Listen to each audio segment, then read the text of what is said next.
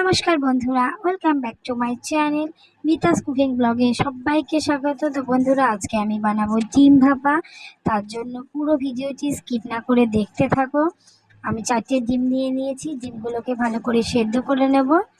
তো বন্ধুরা, যারা যারা আমার চ্যানেলটি সাবস্ক্রাইব করেছো তাদেরকে অসংখ্য ধন্যবাদ। আর যারা যারা চ্যানেলটি সাবস্ক্রাইব করোনি, নতুন ভিডিও পেতে অবশ্যই চ্যানেলটি সাবস্ক্রাইব করো।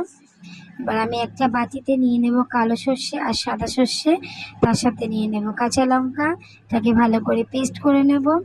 এবার ডিমগুলোকে ভালো করে ছাড়িয়ে নেব।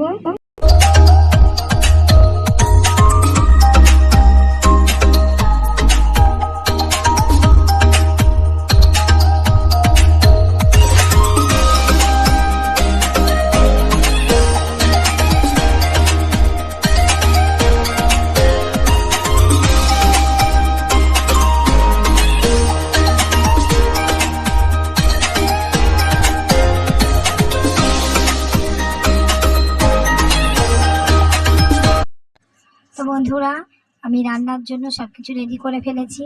এবার একটা টিফিন কৌটো নিয়ে নেব, তার মধ্যে দিয়ে দেব বেটে রাখা সর্ষে, ফেটানো টক দই দিয়ে ভালো করে মিক্স করে নেব।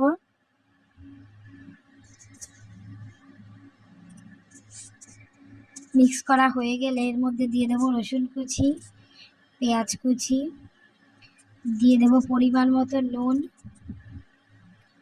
আর দিয়ে দেব কাঁচা সর্ষের তেল, দিয়ে ভালো করে মিক্স করে নেব।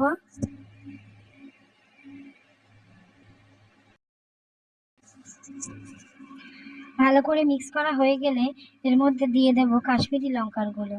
কাশ্মীরি লঙ্কার গুঁড়ো দিয়ে আবারও মিক্স করে নেব। মিক্স করা হয়ে গেলে এবার এর মধ্যে দিয়ে দেব সেদ্ধ ডিমগুলো।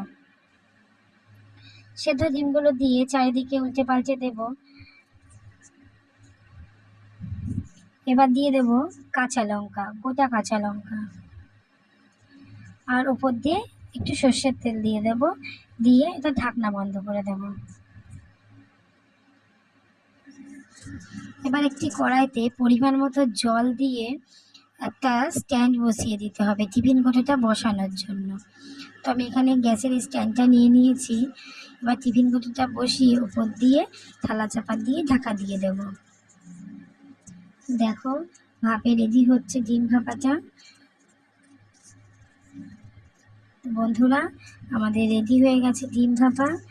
তো ভিডিওটি যদি ভালো লেগে থাকে চ্যানেলটি সাবস্ক্রাইব করো, লাইক কমেন্ট শেয়ার করো, আর বাড়িতে অবশ্যই বানিয়ে দেখো।